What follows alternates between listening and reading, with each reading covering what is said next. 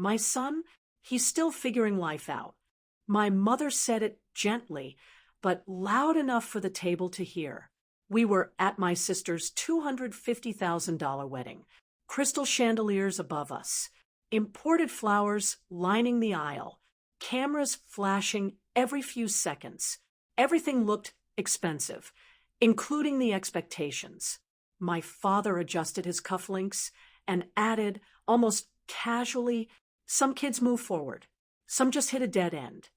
A few relatives laughed softly, not cruelly, just comfortably, like it was obvious, like it was true.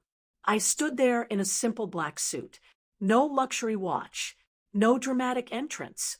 I didn't arrive in a sports car. I didn't have a corporate title attached to my name. That was enough for them. My sister walked past me in her designer gown, glowing under perfect lighting. She had followed the plan. Elite job, wealthy fiancé, flawless engagement photos. The kind of life that looks good in framed pictures. I had followed something quieter, still trying different things. My uncle asked with a half smile.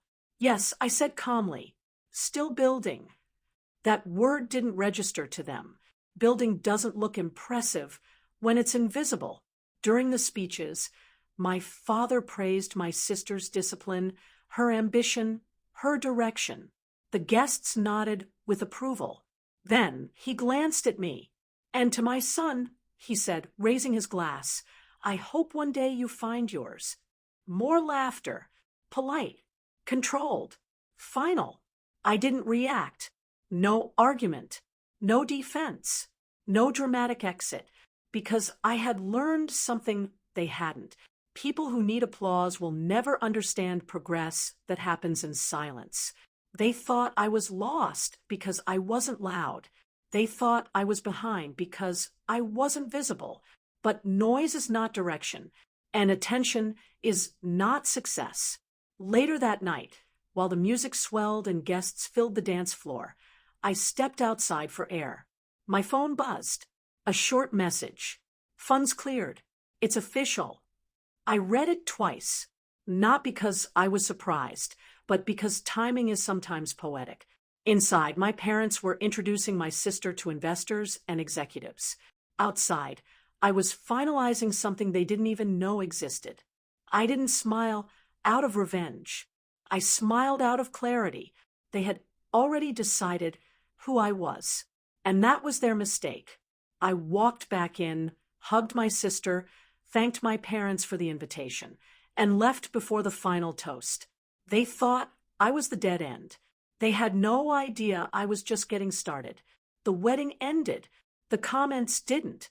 For weeks, relatives still referred to me as the one figuring things out.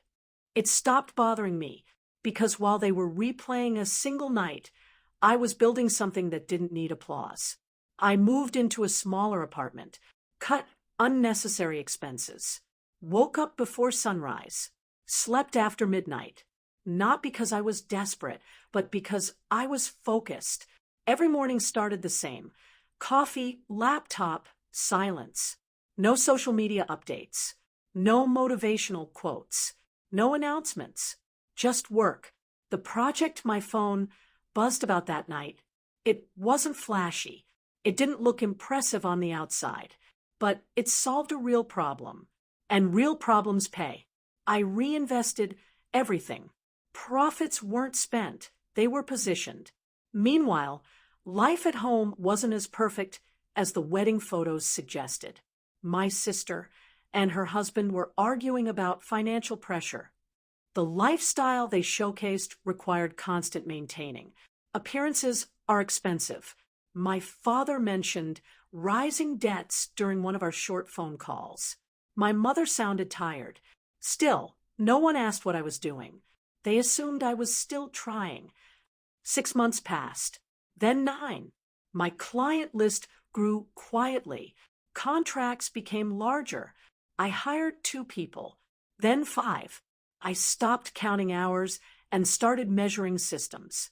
One afternoon, my father called unexpectedly. "Do you know anyone reliable in investment planning?" he asked casually. just exploring options. I paused. I said calmly. He didn't ask how. He didn't ask why. He didn't ask what I had built. He still saw the version of me from the wedding, and that was fine, because the difference between us now wasn't money. It was awareness. They were still talking about stability. I was creating it. They were still managing impressions. I was managing assets. The funny thing about growth is this: it rarely announces itself. It simply compounds. By the 1-year anniversary of the wedding, my company wasn't an idea anymore. It was structured, profitable, expanding, and the people who once measured my worth by appearances were about to attend another family gathering. This time, the room would feel different, not because I planned to say anything, but because truth eventually stops whispering. The next family gathering was smaller. No chandeliers, no orchestra, just a long dining table and familiar faces. My sister looked tired. My father looked distracted. My mother kept checking her phone. Halfway through dinner, my uncle mentioned investments. Markets are unpredictable these days, he said. You need someone who understands structure. My father nodded. I've been speaking to a firm recently. Impressive portfolio. Young founder, surprisingly. I stayed quiet. What's the company called? My aunt asked. He said the name. Mine. There was a brief pause. Just a second, but long enough. I didn't interrupt. I didn't smile. My father continued, unaware. Sharp strategy. Disciplined growth. Whoever built it knows what they're doing. My uncle pulled out his phone. Wait, isn't that? He looked at me, then back at the screen. Silence settled across the table. My mother's expression changed first. Confusion, then realization. You, she asked softly. I nodded once. Yes. No dramatic speech. No raised voice. My sister stared at me like she was recalculating something. You never said anything, she whispered. You never asked. I replied calmly. The air felt different now. Not tense, just aware. My father cleared his throat. For the first time in a long time, he didn't have a prepared sentence. I didn't know, he said finally. I know, I answered. There was no anger in my voice, no bitterness, just truth. Because this was never about proving them wrong. It was about becoming undeniable. The rest of dinner moved carefully. Respect had shifted, not loudly but permanently. When I stood to leave, my father walked me to the door. I'm proud of you, he said, quieter than usual. I didn't chase the words. I simply nodded. On the drive home, I thought about that wedding night. The laughter, the label, the word dead end. They thought I was weak because I was quiet. They didn't know I was simply busy becoming strong. A week later, my father called again. This time, his voice wasn't confident. It was respectful. I'd like your advice, he said, not as a parent correcting a child, but as a man speaking to another man. I gave him guidance. Clear, professional, no emotion attached.